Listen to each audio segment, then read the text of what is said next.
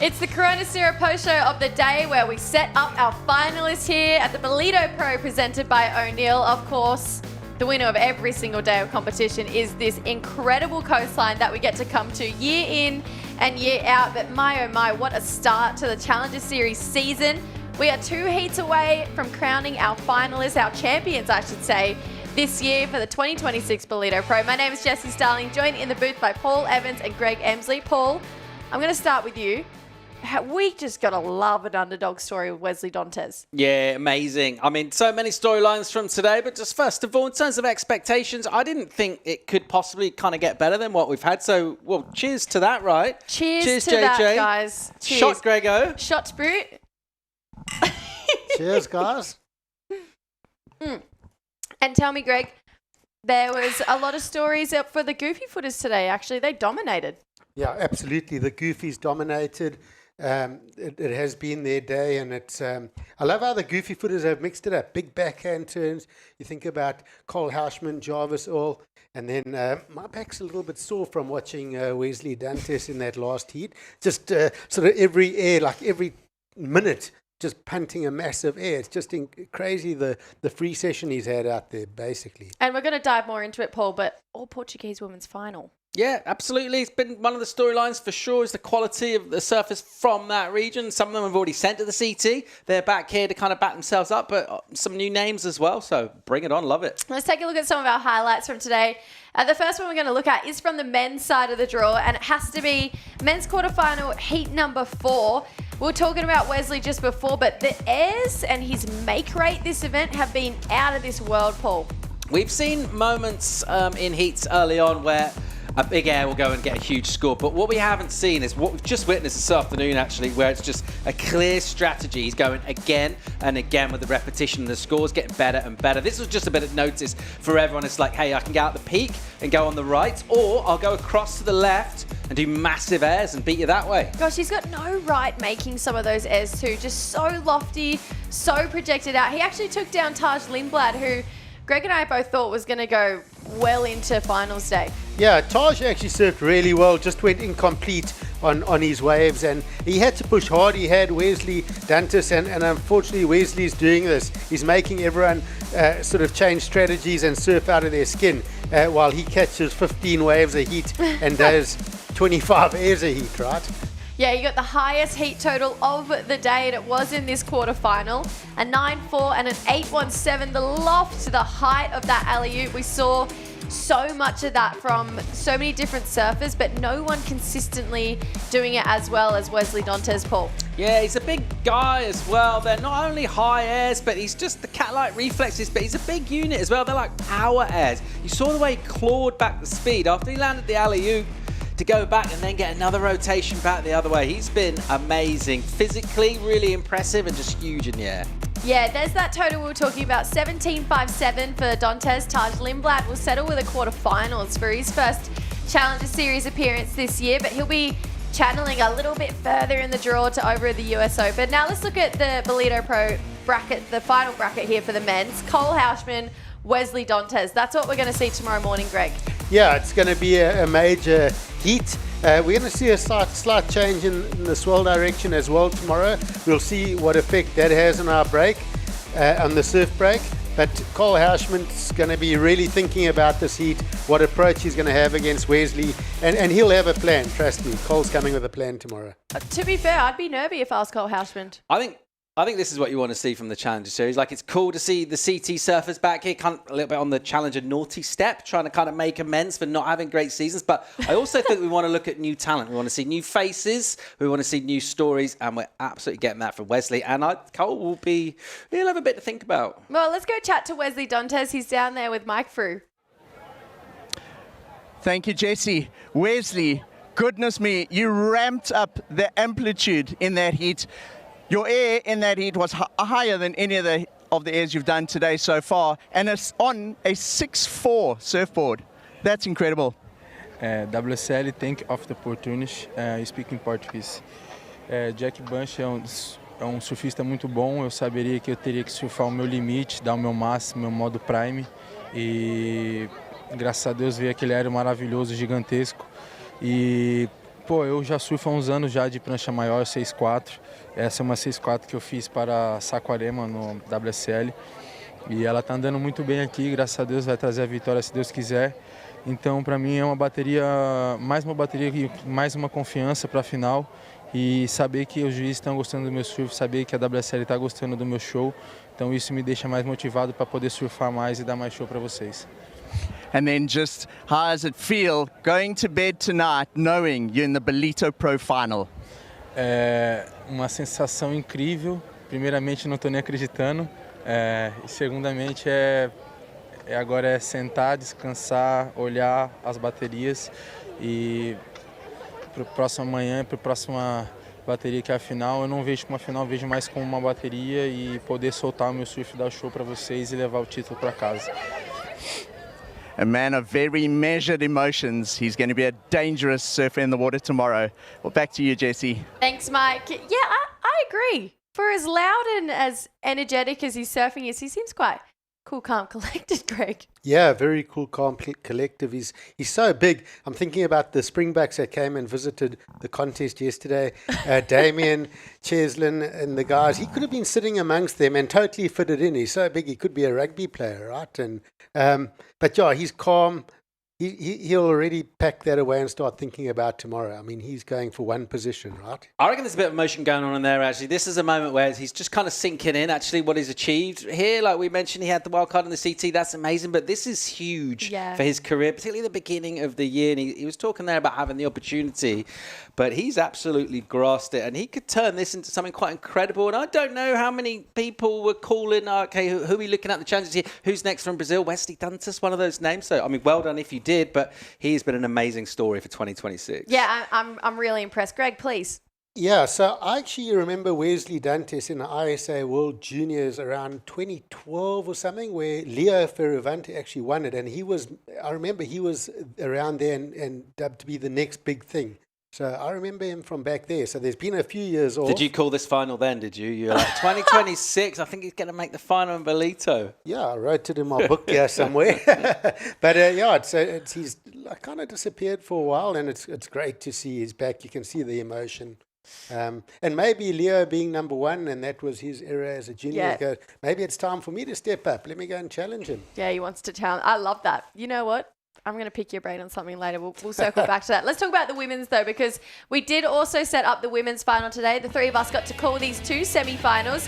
Like we mentioned, Paul, all Portuguese women are going to battle it out for the trophy this year. Yeah, it's been one of the storylines. It's just been underlined, really, whether they made the final or not. But we've really just proven that point about the talent from that region. And a couple of different stories, really. Thinking about one surfer that's already got the qualification done, a kind of fast track there.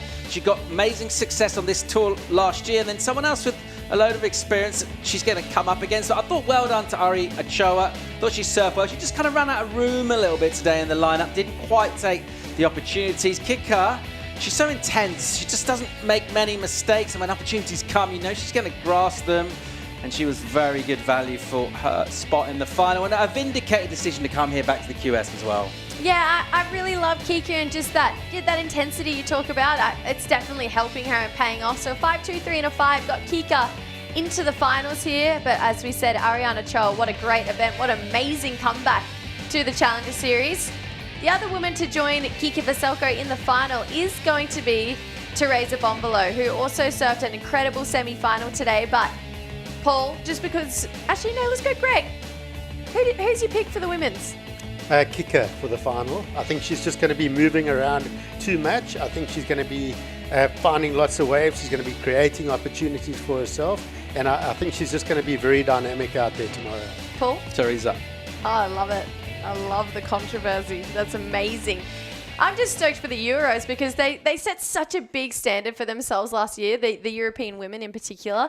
They're still keeping that going, and there would definitely be a pretty proud Yolanda Hopkins somewhere in the world to see an all-Portuguese women's final, but you can also say she'd probably want to be in the mix here. Yeah, definitely. Should be actually gutted seeing these waves as well. She would love these kind of conditions. Shout out Yo-Yo. We love Yo-Yo. She's absolutely a charger. I'm excited to see her in the next couple of stops on that championship tour. Let's take a look. Tomorrow is our last day of the event window that we have. So obviously we're running. We've got finals heading tomorrow, but it's just when and where we pick to choose to run these finals. But we have been so blessed for waves this entire week, Greg. Yeah, there's been so much swell out of the east off that system. The whole north coast here, pumping swell. And look at this, a new little swell filling in out of the southwest. So we're hoping to wake up tomorrow morning and have that direction, sort of a point break running direction, should make the waves open up a bit more. And with all the sand on the point, we're hoping for a really, really good day to finish here. Yeah, 3 to 5 foot faces, so a similar size today, Greg? I think so. Let's just see. You know, it's hard to call. Hopefully it holds that size. You know, that south swell is there. Hopefully it falls into the bay nicely here. But if it is more stuff, what would that do for these ramps opportunities like for Weslley? Is that going to change much for him, you think? Well, it could change. I feel with the sand on the point, I think that there's going to be better right-handers. But it depends on that bank down the beach. It might give a few corners. But this easterly swell, as you've seen up and down the beaches, there's lots of left-handers at the moment. But new swell direction tomorrow could change things for sure. Yeah, I'm looking forward to seeing just what we have in our hands tomorrow morning. Let's take a look at our top 5 moments from today. However, of course, we've got to start it off with someone who was mega impressive, just super competitive, every single one of her heats. Teresa Bonvalot, she is our other women's finalist here, Greg. Yeah, she's just so sound, competitively sound. She's got those big backhand turns. Her decision making has been spot on, and she's been getting the best waves in every heat. Yeah, so Tay, she will be coming up against Francisca Veselko tomorrow morning in the women's final. Coming in at number 4, it has to be Jackson Bunch's buzzer beater in the men's quarterfinal 3 pool. Yeah, showing his class here, wasn't he? He's just so smooth, but there's a real edge to his surf, and he's so sharp with those backhand hits. And this was good momentum from him in quarters. This is where we expect him to be. I think for a surfer of his caliber, quarters here is kind of par for the course for him. Yeah, Jackson has definitely come out swinging this year. He'll be happy with this result, but you definitely could see that he was pushing hard to go even further. Another buzzer beater that we had, an incredible fight back. Our very first heat of the morning was Jarvis, Greg. Yeah, this was an incredible fight back. He was really trailing, needing about a 9.5 almost at this point, and he just went into his own, found his own waves, and just absolutely hammered on the backhand. I mean, that smile really showed how stoked he was. And Jarvis is back. He's pumped. Look out for him this year. Yeah, most definitely. Jarvis looking very sharp. I'm excited to see him in the US Open where he's had a big result before. Now, Houshmand, he's going to keep the ball rolling. He is one of our men's finalists and just so sharp, Paul. Yeah, for me, the best surfer in the draw at this whole event. Just based on talent alone, based on form as well. But, you know, you're not going to get it all your own way. And he's been on a bit of a journey. I still don't quite feel we've seen the best of Houshmand. You can take that a couple of ways. You could think, all right, bring your best for the final, but I think he's got another couple of gears to kick into, which is actually quite scary. I love this, the relationship that's being rekindled between him and Maddie Myers. You can see it has helped him have winning glory, especially here before. So trying to channel that same feeling that he had here back in 2023. Now our underdog, we can't stop talking about him. It's the Weslley Dantas Air Show, Greg. Yeah, he's pretty much put on a show for the surf fans. The people on the beach have gone mad. It's been such entertainment. Literally his last heat riding like 15 waves, and look at this alley-oop, comes straight out of it, resets the feet, widens the stance, straight into another rotation. He's just been doing this all day. He's going to go to bed tonight. He's going to have a good meal. He's going to come back tomorrow, and I can guarantee you he's going to be doing exactly the same thing. He's not going to even look who's in the final with him. Who's Houshmand? I don't care. I'm going to be punting massive airs all day. That's what he's going to be thinking. You know what's so interesting is when you think of his brother Wiggly, it's such different styles of surfing, so I really wasn't expecting this from Weslley, Paul. Yeah, I mean, I just love the fact that you're getting an entertainer along with everything. Now, they're here for points. They're here because this is careers on the line and you want to move up for the rankings, but we're getting so much extra from him. His heats are telling stories. The crowd are going absolutely mad. I mean, they're roaring for him, and he's just been electric. You cannot afford to take your eyes off him. Yeah, we had Ian Gouveia in here the other day during one of Weslley's heats, and he said Weslley's the type of guy who, if he's not entertaining, he won't paddle out. He just wants to give everyone a show and put his best foot forward, which we're going to get to see for another time time tomorrow. So we're going to have an 8 o'clock call for an 8:30 start. We did put the comp on hold for an hour this morning, so I actually really like that later call, Greg. Yeah, it's, tomorrow the tide's going to shift a bit later again, just after 12 o'clock is your low tide. So, of course, organisers will look at that. There is the early call, but, of course, they can put it on hold for an hour or so, watch conditions, let the tide go out. And we're going to have glassy conditions throughout the morning. So I don't think there'll be a rush, and we'll be in for a real treat, I believe. Well, we are 2 heats away from finishing this event and having 2 champions, potentially one to be the first to go, 2 wins here in the Cole Houshmand in the likes of the Challenger Series. So that could be a major win for Cole. Until then, we're going to leave you with some highlights, and I'm going to chin wag with these guys for a while. We'll see you guys tomorrow. Cheers. Cheers.